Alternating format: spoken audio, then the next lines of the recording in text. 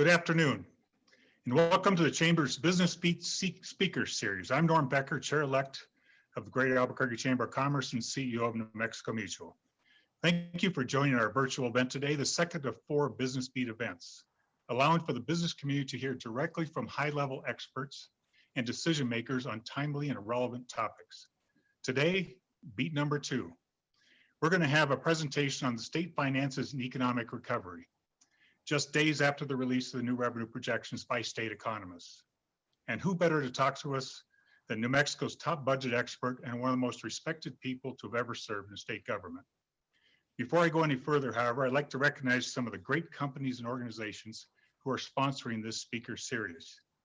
They are P&M Resources and Pat Vincent Colon, my company, New Mexico Mutual, Western Sky Community Care and President Tony Hernandez, Bank of Albuquerque and its Senior Vice President Kyle Beasley, Molina Healthcare and Executive Vice President of Policy and Government Affairs Carolyn Ingram, the University of New Mexico and its President Garnett Stokes, including UNM Health Sciences Center, UNM Health, UNM Comprehensive Cancer Center, and UNM Athletics, Central New Mexico Community College and its President Tracy Hartzler, Blue Cross and Blue Shield of New Mexico and President Kurt Shipley, Pattern Energy and CEO Michael Garland, Excellent Schools New Mexico and its Executive Director Scott Hinman, Sunny 505 and CEO Joni Griffin, Esparza and its CEO Del Esparza, Sandia Laboratory Federal Credit Union and CEO Robert Chavez, Hartman and Majewski Design Group and Principal Architect and CEO Doug Majewski, Loveless Biomedical and CEO Dr. Robert Rubin,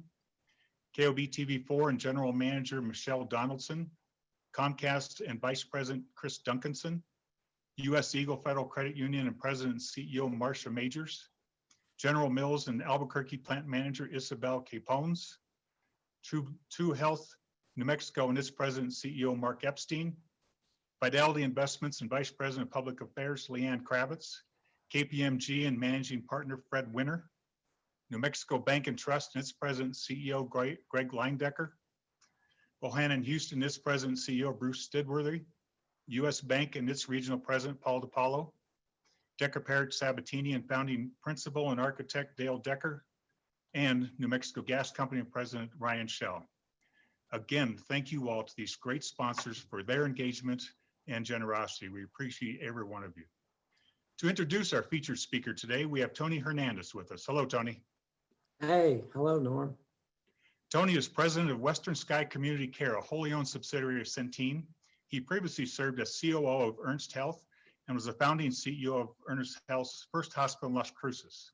Tony has more than 25 years of healthcare management and business development experience. He holds a bachelor's degree in business administration from Newman University in Wichita and a master's degree in healthcare administration from USC. Tony and his wife, Becky, have 3 children. Tony, the floor is yours. Thank you, Norm. I sure appreciate that introduction. I'm pleased that we have David Abbey with us this afternoon. David is the director of the Legislative Finance Committee. On behalf of the legislature, he oversees the construction of the budget each year, keeps legislators apprised of fiscal and economic developments in the state, and leads a staff of program evaluators who analyze the effectiveness of various programs in state government. David has led the LFC for well over 20 years, and he was previously the Chief Investment Officer for the State Treasurer, Director of Board of Finance, and DFA's Chief Economist. Before entering state government, he worked at Los Alamos National Laboratory, where he researched the environmental impacts of energy policy. David has a bachelor's degree in economics from Brown University. David has a steady hand and is widely respected by Republicans and Democrats alike in state legislature. It can't be easy to have 112 bosses, but David sure makes it look easy, and we're thankful for that. As Norm mentioned, new revenue projections for the state were recently released. David will talk with us about our fiscal position and future. We've also asked him to talk with us about our energy outlook and economic recovery projections. After David presents, he'll take some questions from me and hopefully for many of you that have joined us for this call today. During his presentation, if you'd like to pose a question, please just type in the Q&A box on your screen, and we'll try to get as many as we can. For an update from state finances and our economic recovery from the pandemic, here's David Abbey. Thank you, Mr. Becker, Mr. Hernandez, and thank you, Terry Cole, for inviting me to be with you today. I also have with me, not shown on the screen, Dawn Iglesias. She's our chief economist. As was said, Dawn and others presented an update to the state revenue forecast a week ago to LFC. In some ways, in many ways, it's a much better forecast than we've seen. New Mexico was hit hard by the pandemic and the accompanying recession, but the recovery probably has been faster than we expected. Next slide. And so I say things are somewhat better, but still look at the change in revenues in 20 and projected for 21. Minus 2% last year. The pandemic really didn't hit until February, say. But this year down 11%, so 13% decline in state revenues. Ordinarily a body blow for state finances. I'll get into some of the details about that, but some of the reasons it is less severe than expected was the federal stimulus really helped our state. It put money into the general fund. It put discretionary money available to the governor. It put greater funding for Medicaid across the board. It helped benefits for individual New Mexicans, whether food stamps or extended unemployment benefits. So the recovery was the recession was less severe than feared last May and June when the state had its special session. The forecast last week showed that with a less dramatic decline, we're looking for FY22 at actually an increase in general fund revenue of about 5%. In our business, we talk a lot about new money. This is an important figure that compares next year's projected general fund revenue of 7.4 billion to this year's spending, a little more than 7 billion. So we look at new money of about $300 million or 4%. About half of that is going to be needed to make up for federal funds that temporarily supplanted general fund. So it's pretty close to that budget, but on the upside of that. Next slide. It's pretty uncommon to see such a lurching, a sharp downward turn and then a rapid recovery like we're going to see in a few slides for both jobs and income and oil prices and production. Tom Clifford, the former DFA secretary at a hearing, once called this a dead cat bounce. This is a textbook case of that. New Mexico lost 80,000 jobs from the peak to the bottom of very quickly in a month or two. 80,000 jobs and unemployment exceeds 100,000. The most severe hits in jobs were, of course, in the food and tourist related sectors, restaurants, 20,000, trade related to that, and mining. Mining was really hit hard, although not a big sector in our state. The forecast from The Economist is that we may not recover the lost jobs until 2025. But I hinted at this earlier, but kind of an odd thing is employment is recovering more slowly and was hit harder than income. So if you think about the world around us and you see the businesses that are closed, the small businesses, small retails, restaurants are closed, but some retail is booming like Walmart and the big box stores, which is a reflection of the fact that personal income didn't go down as much as employment because of all the transfer payments. They're listed at the bottom there. Again, unemployment, PPP loans, which are significant, increased food stamps benefits, the $1,200 that went out in the spring. Next slide. Here's another dead cat bounce. Look at oil prices, 50 in January, 55, let's call it, and below 20 in May as we were preparing for a special session. As you may recall, there was one day where oil prices were actually, the spot oil price was negative. But then bouncing back sharply, today we're in the 45 plus range for West Texas Intermediate, our key oil price. Sharp recovery and faster than we expected in June. And then same thing for oil production. Oil production is the red line on the top part of this slide. We spent the last couple of years paying great attention to the nature of the production in the wells in the Permian Basin. We had experts come in and present testimony to the committee that many of these wells were prolific. They were producing as much as 2,000 barrels per day when they were first spudded, but then they could lose 75% of their production in a year as pressure declined from the wells. So, you know, that caused, that kind of testimony in the last year or two caused the legislators to be increasingly apprehensive about the ability to sustain the state, pretty optimistic state revenue forecast, given that downside risk. So we went from, we were heading to produce 400 million barrels a year and have dropped below 300 million barrels a year, but again, bounced back pretty smartly. Also, drilling activity is something we watch very closely. We had 120 rigs going just before the onset of the pandemic. It fell to 40.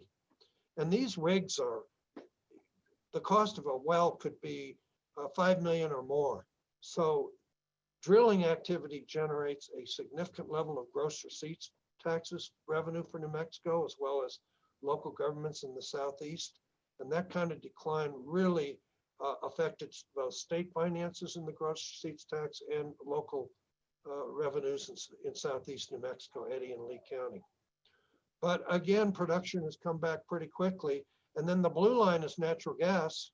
And natural gas, we're almost to the pre-pandemic level of production.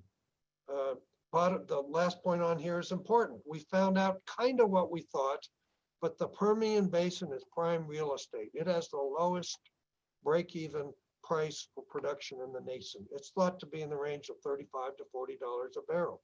Well, here we find ourselves above that break-even price, and drilling activity picking up, production picking up again. Next slide.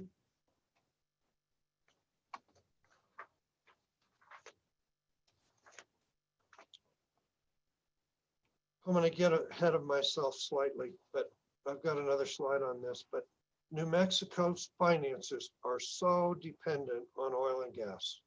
And these dollars are big. The general fund is $7 billion. A dollar change in the price of oil is $22 million. 10-cent change in natural gas prices, 11 million, and so forth. Production, extremely important. And I've mentioned already how when we have a decline in prices and production, how hard it can affect state gross receipts.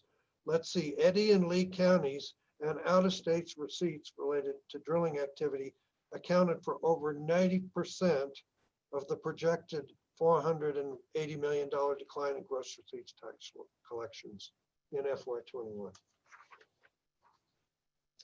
All right, next slide.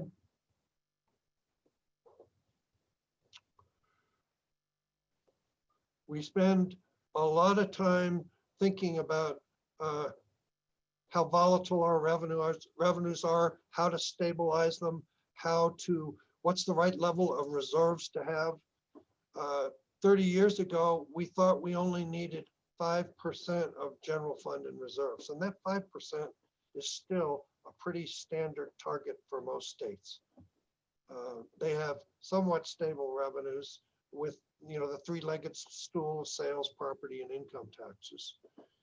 In New Mexico, let's see, we've had the oil and gas share of general fund revenue reach almost 35% FY19, the year before last, 35%.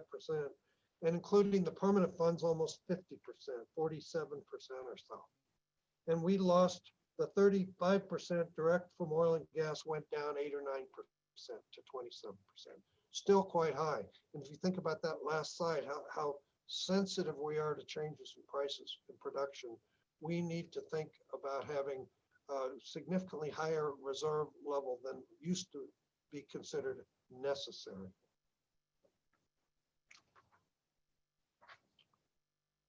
Let's go to the next slide. In the last couple of years, really the initiative of Representative Lundstrom, the chairwoman of House Appropriation and Finance Committee, they've really pushed the idea of doing stress testing on revenues. And this doesn't need to be fancy. It simply is about making some assumptions about a worst case or a better case scenario and modeling that and using it to think how much reserves we would need. So this served us extremely well. And various national groups have been pushing states to do the stress testing. Utah is a big leader in this area. The Pew Foundation and National Conference of State Legislatures have pushed this idea. It served us very well last year. The leaders of appropriations in the legislature said we need to get to 25% reserves. The legislative leaders were joined by the governor and the DFA secretary, former Secretary Olivia Padilla-Jackson, and set upon that target of 25%. And a year ago, in December 19, when they thought about downside risk to prices and production, they had a scenario where oil and gas prices and production could lead to a loss of revenue of almost $1 billion for the current fiscal year. Well, in fact, that's almost exactly what's happened, as shown in this box. We lost $988 billion in the revenue forecast from a year ago to the present, almost exactly the forecast. So what's that? 988 billion alone is 15% of general fund revenue. The downside risk said oil and gas alone, we'd need 15% reserves. You add to that downside risk related to gross receipts taxes, and it would command a higher level. And of course, we need reserves to do other things. We need to protect spending for schools based on uncertainty about enrollment. We have some major cases where the state has been sued and we may lose tax revenues, or we may need to spend more for certain things if we lose the lawsuit. So a lot of reasons to have a healthy reserve level. However, going forward, and Sarah, maybe you could go back one slide here to 6. So Sarah, can you go back? Yeah, I'm sorry. It's, let's see. That one, thank you, Sarah. Okay, so we also look at the trends. A steady trend of revenue growth would be in the range of 4 to 5%. And a year ago, we knew we were on the high side of that. And projected revenue growth was 12 to 13%. And the thinking was, don't spend it all. It's not sustainable. Keep high reserves. Well, conversely, here we are actually running below trend now, given the forecast. So I'm sure that the 2021 legislature will revisit that 25% reserve target and maybe look at possibly a lower level. At the end of the day, the goal of government isn't to sock money away, it's to spend money to address the needs of the citizens. So going forward again, Sarah. And then, let's see, one more, please. I mentioned this already. This is the trend that oil and gas represents of total revenues. The direct is the red line, and the blue line includes the permanent funds. The permanent funds we recognize on a chart like this to remind the world how important the oil and gas industry is to our state. Although it turns out the permanent funds represent one of the greatest sources of stability for general fund revenues, unlike the direct revenues from oil and gas. Next slide. So given my comments about the recognition of the volatility and the need for higher reserves. And the state was extremely well positioned coming out of the 2020 session. They didn't spend, spending grew coming out of the regular session 7% instead of the 12% or so they could have increased appropriations. They kept a healthy reserve level. And then when the collapse happened, they were in a position to minimize the damage. In fact, simply not implement increases for the current fiscal year rather than do cuts. I want to flag FY16 on this chart. It shows that reserves were about 3%. You know, this is what happened at the end of the fiscal year. And some of you may remember in the fall of FY15, there I was at legislative hearings saying the state was on the verge of kiting checks. It's not a happy position to be in. It's again, one more reason when there's conversation like that, the state cannot spend money that's not projected to be in the treasury at the end of the year. So the forecast for 16 was -3%. And it took a special session also in 16 to bring the general fund back in the black.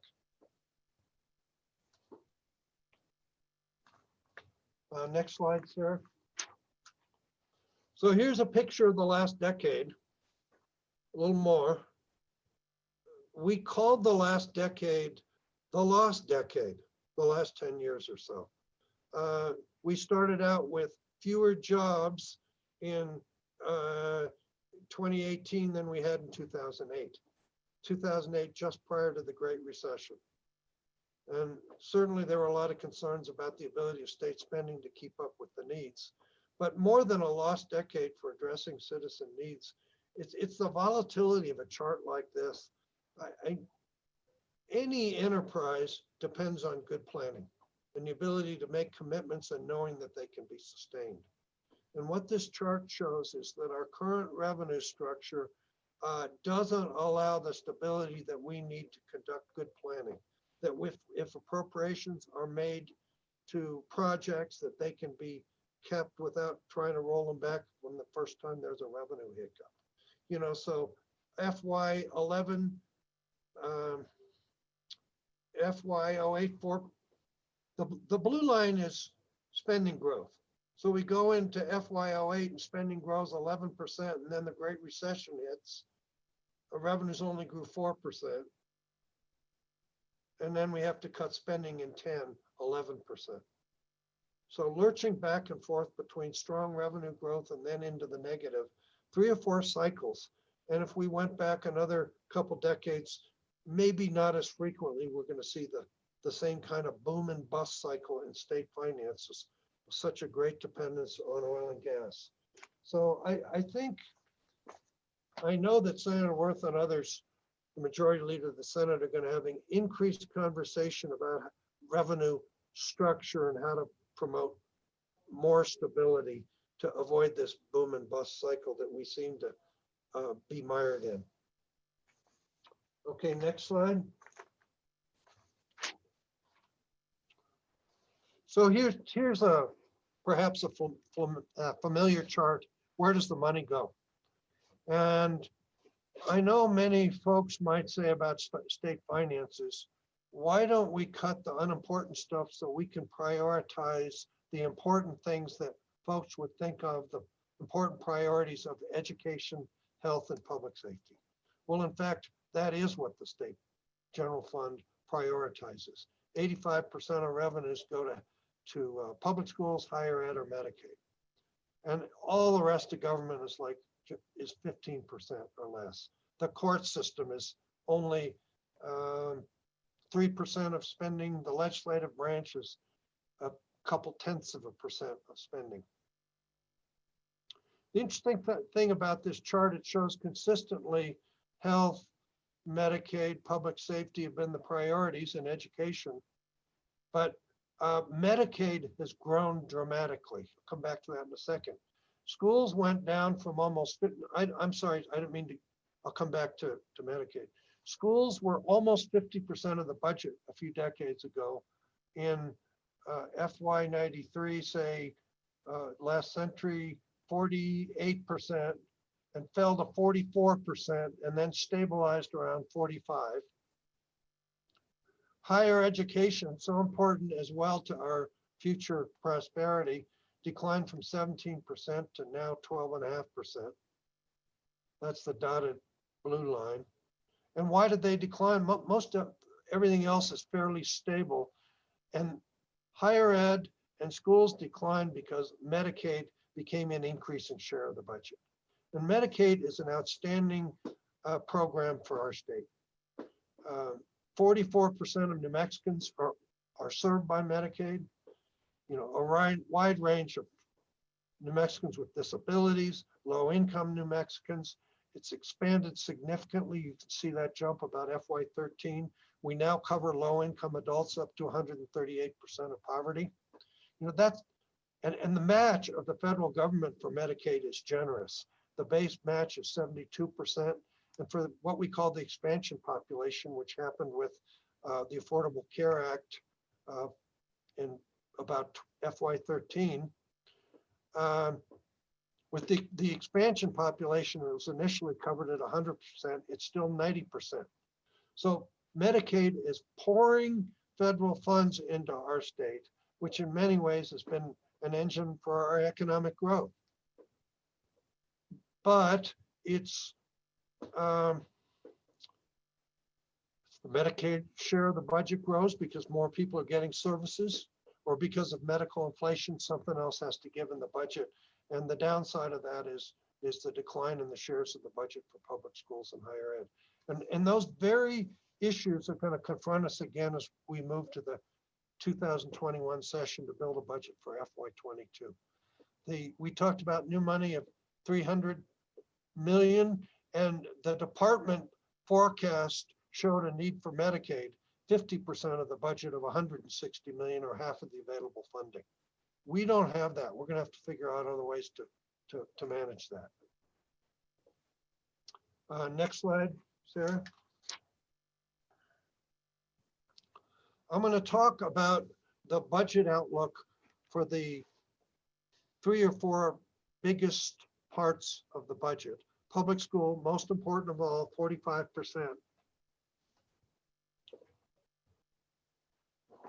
We look at reading math proficiency, and we're not really, not even close to where we want to be. Reading proficiency is 25%. It's improved somewhat into the low 30s over the last 4 or 5 years, but way below the national average, similar for math. This, I think, one of the greatest challenges of the pandemic for our state is lost learning time. We're going to be facing the consequences of that lost learning time for I fear, for decades to come. There's wide recognition that virtual instruction is perhaps the best, maybe the best we can do, maybe not, but it is inferior to in-person learning. This chart on the right shows the decline in student progress just last fall. You know, the remainder of last school year. Well, we not only lost 3 or 4 months of last school year, we've lost the first half of the current school year, and the rate we're going by lost, I mean lost in-person education. We're heading to lose the second half of this fiscal year, of this school calendar year. LFC put out a report about 2 months ago where we recommended an expansion of extended learning time. That is a longer school year, K-5 plus 10 extra days for all students. If we do that for the next 10 years, we could make up for 1.5 years of lost learning time. And it's that kind of investment that's going to be necessary. Surely you've heard of some of those numbers about how students are just disappearing from schools. You know, we're looking at dropout rates that we're not going to recover from. The driving a lot of the education budget debate is the lawsuit Martinez and Yazzie versus New Mexico. The district court ruled in Santa Fe that New Mexico didn't meet a constitutional obligation to disadvantaged students to provide an equal education, equal opportunity for all students. And the 2019 legislature poured money into public schools. It was on tap to be continued for the current fiscal year, and then a lot of that was rolled, some of it was rolled back, extended learning time, K-5 plus, pay increases rolled back at the special session. But we have an opportunity to get it back on track somewhat in this session. And again, look at least for the LSC to push extended learning time as one of the most important factors in helping us recover from the pandemic and achieve compliance with the adequacy lawsuit of Martinez-Yazzie. A minor issue that's going to come out this session is impact aid. It's been a wrenching topic in the legislature the last few years. The state's taken credit for federal revenues that go to school districts, predominantly school districts with Native American populations. It's been controversial. It's been expensive to unwind, but I think the 2021 legislature will have an opportunity to find a resolution and the resources to revisit the need for that credit. Next slide is early childhood education. The legislature has invested significant resources in early childhood education over the last couple decades. Senator Smith, the retired Senate Finance Chair, longtime LFC Chair, was the sponsor of full-day kindergarten 20 years ago.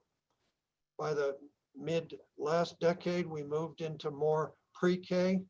This chart here is about showing that 80% of 4-year-olds in New Mexico receive some form of early childhood services from the state. And that ranges from childcare for a lot of them to public school pre-K to private school pre-K, and then combined with some Head Start federally funded services.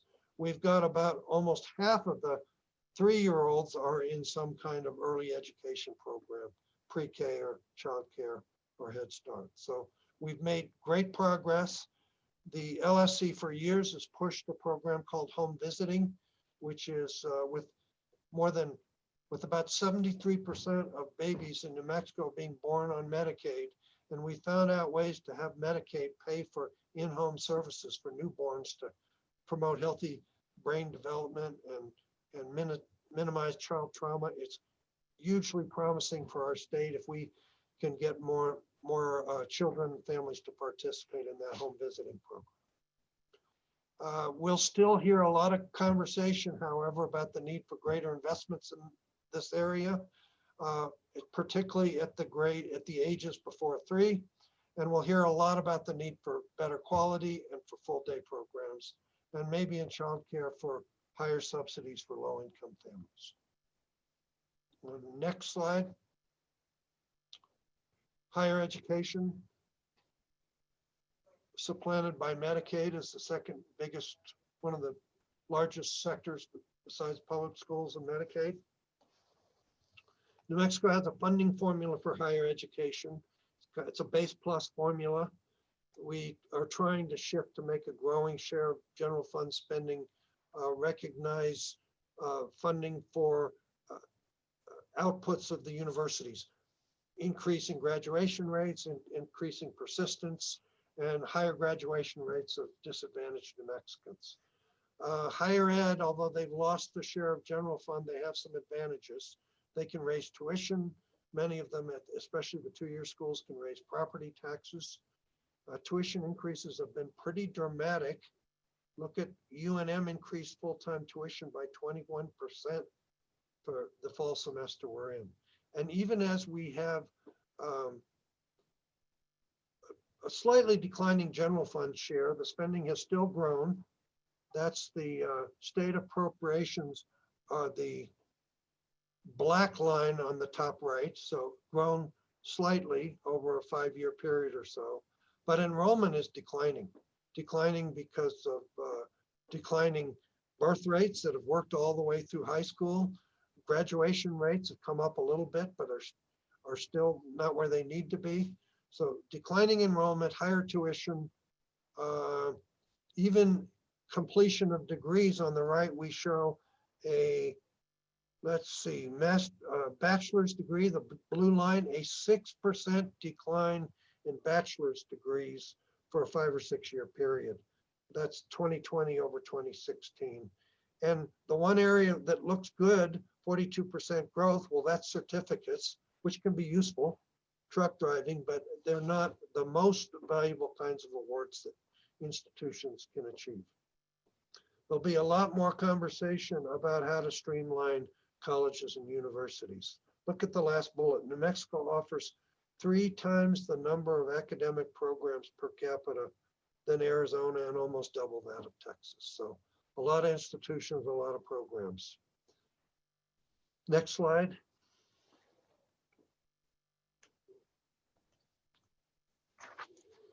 Medicaid, we've talked a lot about.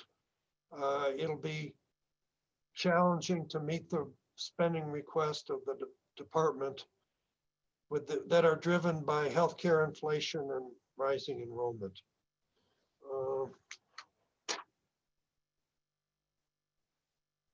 All right, I'm gonna go to the next slide and talk about capital outlay.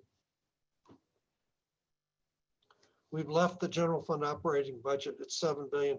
And I should have mentioned, I haven't talked much about the role of the federal government in our state budget. The general fund is 7 billion. Total state operating budget is 20 million.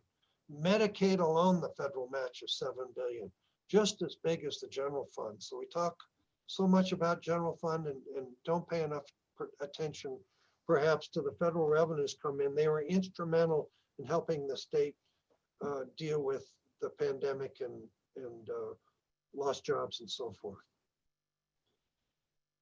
But anyway, capital outlay, we have a better prospect for funding at the 2021 session. The estimate went up.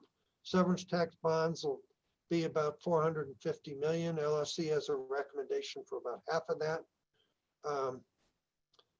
This is not a general obligation year. There's a lot of general fund reserves that might be used for capital, including especially transportation and road funding. But here's one of our biggest problems in finances is getting the projects from the gleam in someone's eye to completion. This chart shows that we have in the Treasury 1.4 billion of unspent monies for projects, which excludes another 500 million for schools and excludes 200 million more for general obligation bonds, which are going to be sold in the spring. So $2 billion, and to put that in context, we're probably going to appropriate 300 or 400 million this year for capital outlay, maybe a little bit more. So that's a lot of money we're trying to push through the system. We know that the pandemic has slowed down the ability to get projects moving, like the architect and design community seems to be falling behind, judging from state contracts recently.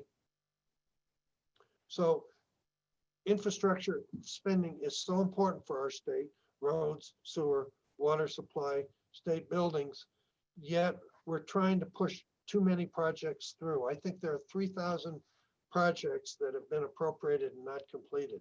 Taking a department like aging.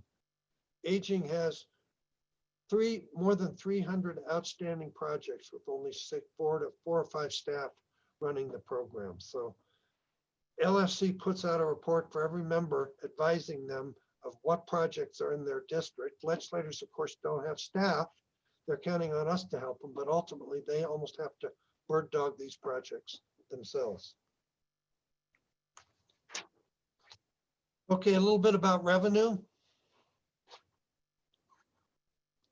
We talk, the economists on our staff, and in our budget documents, there's a fair amount of conversation about what we call tax expenditures. You know, the legislature will pass a tax break. It'll remain on the books and kind of be on autopilot.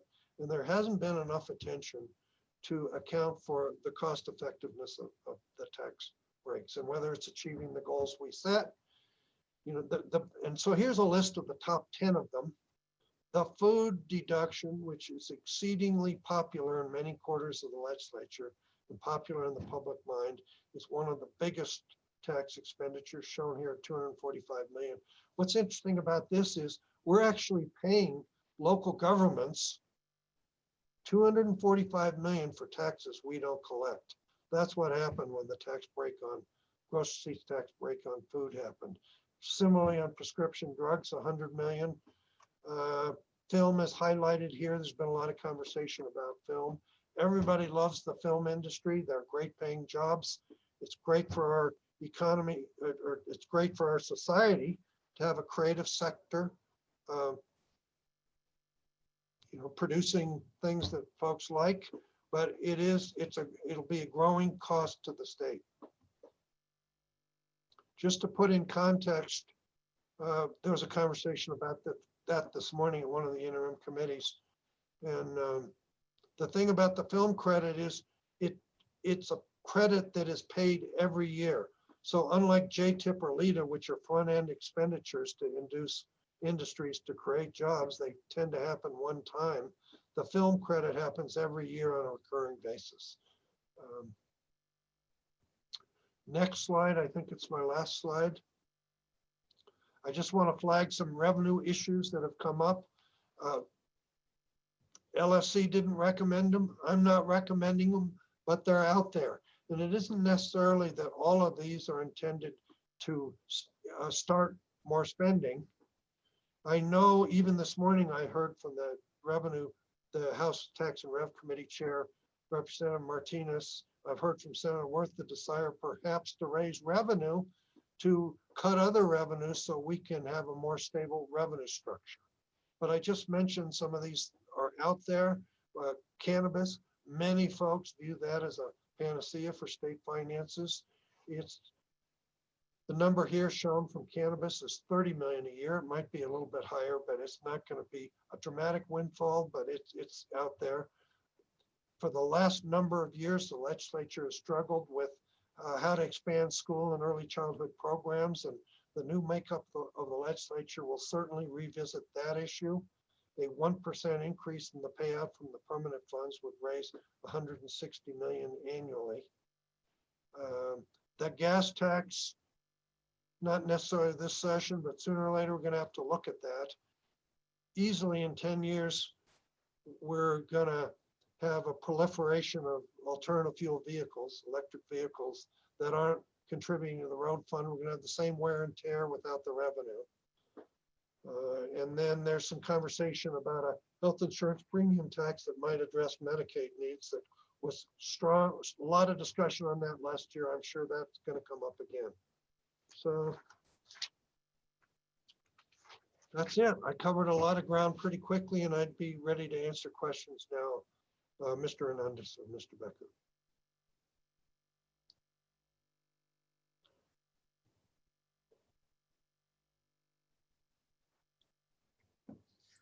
My apologies. I was on mute there. It does happen. I appreciate that informative presentation. I do have a couple of questions. Then I have a few questions from the attendees. As a reminder, if you have a question out there that you would like raised, enter your question into the Q&A box, and we will do our best to get to your question. Okay, David, so my first question really is just thinking about the overall economics in New Mexico. And so as we think about the current economic situation and the prognosis and recovery, in your mind, how does that compare to 2008's recession? What's the same? What's different? I know early on there was some discussion about what type of recovery this would be, whether it would be an L, a U, or a V. Has that changed for you from since inception, and just your overall general thoughts about the compare and contrast? Well, I look at the stock market smart recovery in the last 6 months, and compared to June, some of us hoped that the warm weather would help unwind the pandemic. How wrong that was. I was in that camp. But who would have thought that we'd have a vaccine administered the fastest in history? And so I think that is a factor for our recovery. That we didn't get to the 2008 job level again till 2018. Well, so we've gotten 40% of our 80,000 jobs back. So that's 50,000 jobs we need to get back. I'm kind of thinking about this out loud, but 2% job growth, 2% job growth is 16,000 jobs, 2.5%, 20,000 jobs. And so the difference between this and the Great Recession of 2008 is that this is constrained by the public health orders and the shut-in orders. And those, it may not be a month, it won't be a month, it'll be 3 to 6 months. But by June, we sure can hope that the public health orders will be lifted, we'll be back in school, and there'll be a lot of pent-up demand. So I think in terms of a faster recovery than 2008, I think the vaccine offers incredible promise for turning that around more quickly. That's why the stock market has fared so well. Yeah, thank you. That's very helpful. So just to kind of follow up on that, we are getting quite a few questions here. One question here is, can you comment if there's any discussion on summer school mandates or repeat years based on what you had talked about earlier, that we've got some kind of lost learning time and that it could take us up to a decade to recover. Any thoughts surrounding that or discussions being had about summer school or repeat years? I don't know about repeat years. So LFC likes to talk about extended learning time. And it's proven to achieve better student outcomes, including for disadvantaged students. An extended learning time can mean a longer school day. It can be more after school programs. And most of all, it can be a longer school calendar. The K-5 Plus program, which has been proven to lead to better reading and math proficiency for low-income students at the early grades. You know, it added 25 years, and it started at the beginning of the school year. But I think part of the point of the K-5 Plus program was to stop what was called the summer learning slide. You can see charts that show students forget a lot of what they learned in May and June when they return to school in August. But our staff is really pushing the idea of rethinking the calendar to spread the extended learning time over the entire 12 months. Like Santa Fe has 3 weeks off at the Christmas holiday. How about 8 days off at the Christmas holiday? You know, work closer to through December and start early in January. You know, why have a week in March? And then you think about all the professional development days. So the average school calendar is, say, in a range of 175 days. It goes from 170 to higher than 180. But if we could add 25 days to that, originally, again, K-5 Plus was 25 days at the front, and it's smarter to spread it all out. So summer school is not the answer, but a more spread out school calendar is to make up for the lost learning time. Gotcha. So next question, appreciate that. So next question, there's been a lot of discussion around the January session, whether it should be a full session or some kind of condensed version to assure, and I guess the underlying concern is just active public participation. Any thoughts or insights on that you could share with us today? Well, the Ledge Council, the governing body for the legislature, met yesterday on this topic. And if you watched closely, you didn't see them take action or take a formal path. On the other hand, I think you could see some common views emerge, and it's consistent with some comments the governor's spokesperson made in the last day. By constitution, the legislature has to come in on the third Tuesday, January 19th. They will come in. And the thinking seems to be to do the budget, at least start the budget and move quickly on it. And then the governor's spokesperson announced today something like that, and then move to bigger initiatives at a later point. There were some members who kind of pushed back. Why are we doing this? why are we meeting in January when we know not enough New Mexicans will have had the vaccination and the weather's cold and people are forced to be inside? And the majority view seems to be to go ahead. And if they go ahead, we know that the legislature knows how to meet with some prospect of safety. You know, we've done it, we've had 2 special sessions in person mostly, and they worked. The longer the legislature goes, the more risk, the harder it's going to be, but they seem determined to get started on the budget. I think the issue of public input is obviously very important. That the current method of meeting doesn't allow for that, and it's not likely to occur in January or February. I think that the challenge and opportunity for those who want to have public input is to ask. Ask and you shall receive. You know, it's not no public input, it's no public input in person. And my advice to those who want to weigh in is talk to the chairs, talk to staff, talk to the leaders. And when there's a hearing topic or a policy topic, ask for an opportunity to testify. And it's not ideal, but it seems under the circumstances, that's my advice. Ask and you shall be recognized. All right. I appreciate it. Very helpful. Next question here is, in the last few legislative sessions, there were efforts to claw back certain uncommitted capital outlay funds. Do you expect that will be on the table again for this upcoming session? Yes, I do. And it'll probably be more forward-looking than backward-looking. Backward-looking is very controversial, somewhat unpopular among members. Members don't like money languishing and not being used unless it's in their district, and then they don't want anybody to take it away. Right. So we need to help members get their projects moving, but probably not in a punitive way, that recognizing that, you know, these projects have been started and it's hard to interrupt their course. Representative Lundstrom, the chairwoman of LFC, is working on legislation that would claw some back. I think it'll be more prospective than backward looking. But I would challenge everybody who's interested in those projects, both do everything you can to bird dog them and get them moving in your areas.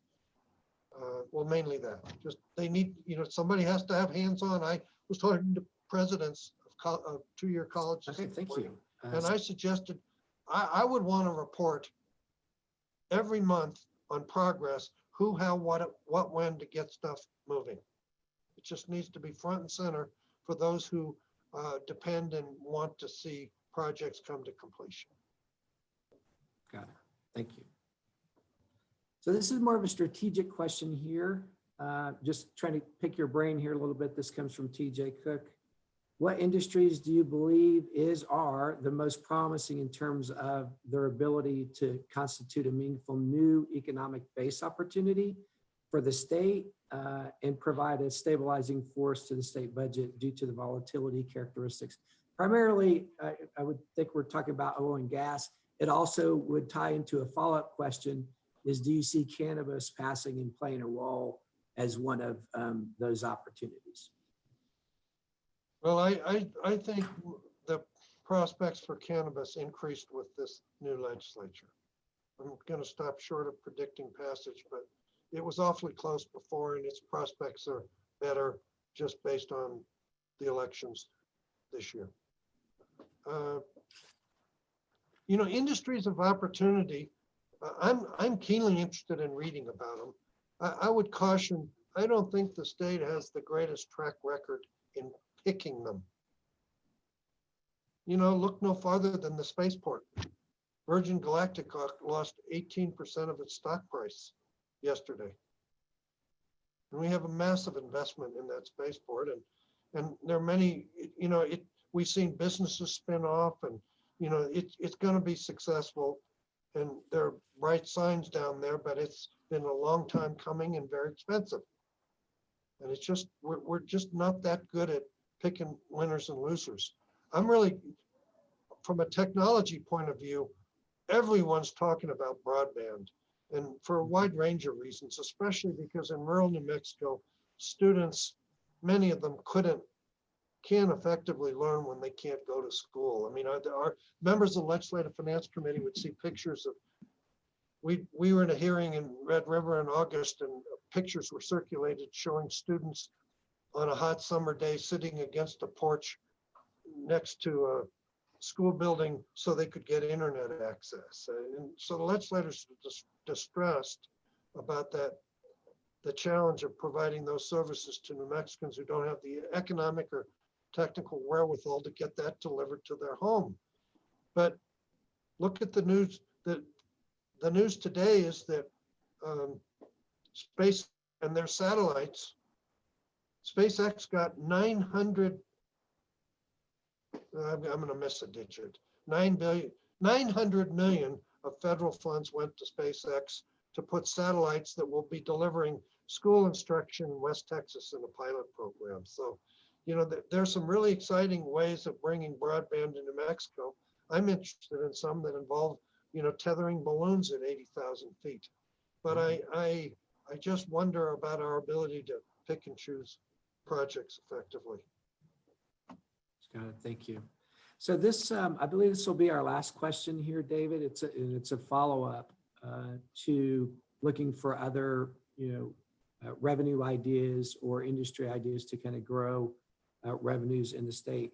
It's around tourism, leisure, and hospitality, which has been hit significantly under the pandemic.